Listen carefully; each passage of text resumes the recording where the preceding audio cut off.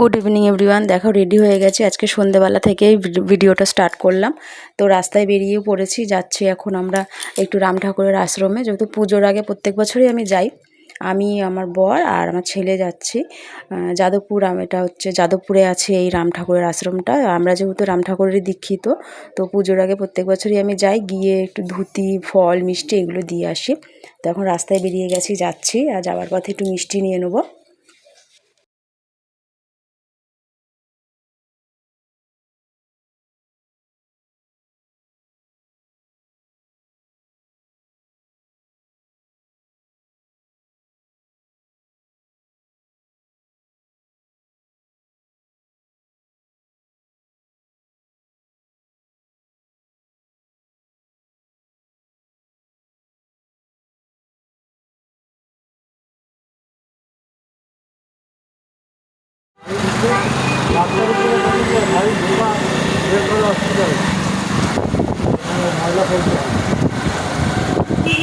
আগে ময়লা ফেলতো না, এই জায়গাটা পরিষ্কার করে দিয়েছে।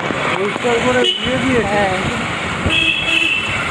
বিল্ডিং থেকে অবজেকশন হয় না? কী বলে এখানে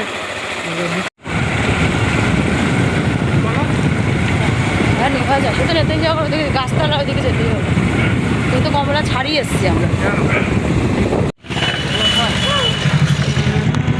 মিষ্টির দোকান থেকে আমরা মিষ্টিও নিয়ে নিয়েছি, এখানে যে মিষ্টি প্যাক করছে। এবার এখান থেকে মিষ্টিটা নিয়ে আমরা চলে যাব মন্দিরের দিকে। যেহেতু একটু তাড়াতাড়ি যাচ্ছি, কারণ এখন সন্ধ্যে তাড়াতাড়ি হয়ে যাচ্ছে, ওই জন্য তাড়াতাড়ি যাচ্ছি আমরা। এটা কোন জায়গা তোমরা যারা জানো তারা কমেন্টে জানিও, এটা কোন জায়গা। এটা খুবই বিখ্যাত একটা জায়গা, মানে মোটামুটি যারা বাজরুনি এলাকায় বা টালিগঞ্জ এলাকায় থাকো তারা সবাই জানো এটা কোন এলাকা। তো প্লিজ তারা যদি জেনে থাকো তাহলে কমেন্টে জানো এটা কোন জায়গা। আমি আর মুখে বলছি না এটা কোন জায়গা।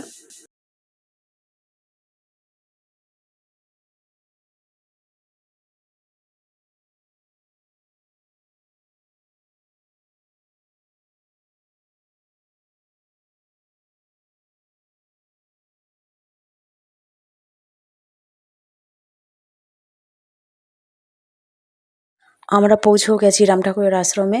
আমি বাইরে থেকে ভিডিওটা করছি, কারণ ওখানে না ভিডিও করতে দেয় না। তো আমি যেইটুখানি ভিডিও করেছি সেটুখানি লুকিয়ে করেছি। এই যে মন্দিরের গেট, কেন ওখানে একদমই ভিডিও ফটো তোলা একদমই অ্যালাউ নেই। তো আমি যেটুখানি করেছি সেটুখানি লুকিয়ে করেছি, মানে কোনো রকমে ক্যামেরাও, মানে ফোন বার করতেই দিচ্ছিল না, এরকম অবস্থা। ফোনে কথা বলাও যাবে না, এরকম ব্যাপার।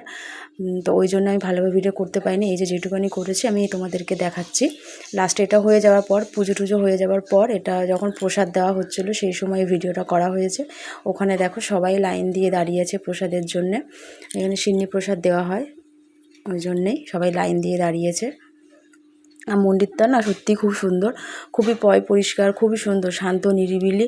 মানে গেলে তোমাদের মন এমনিতেই ভালো হয়ে যাবে, এরকম ব্যাপার। তো তোমরা যারা আসতে চাও আসতে পারো, খুবই সুন্দর জায়গা। ওই যে সবাই দেখো লাইন দিয়ে দাঁড়িয়ে আছে প্রসাদের জন্য। প্রচুর ভক্তরা এসেছিলো এবার, যেহেতু পুজোর আগে, তো সবাই আসে। এমনিও প্রত্যেক দিনই ভিড় হয় এই মন্দিরে, কোনো মানে বাদ বিচার নেই যে এই দিন ভিড় হয় বা ওই দিন ভিড় হয় না, প্রত্যেক দিনই ভিড় হয়। এই যে দেখো রাম ঠাকুরের ফটো, কত সুন্দর লাগছে দেখতে, খুবই সুন্দর লাগে, আমার তো খুব ভালো লাগে। আর এখানে না দুপুরবেলা করে ভোগ খাওয়ানো হয়, তোমরা চাইলে এসে ভোগ খেতে পারো। খুবই যৎসামান্য টাকা লাগে ভোগের জন্যে, কুপন কেটে তোমরা দুপুরবেলা এখানে ভোগ খেতে পারো।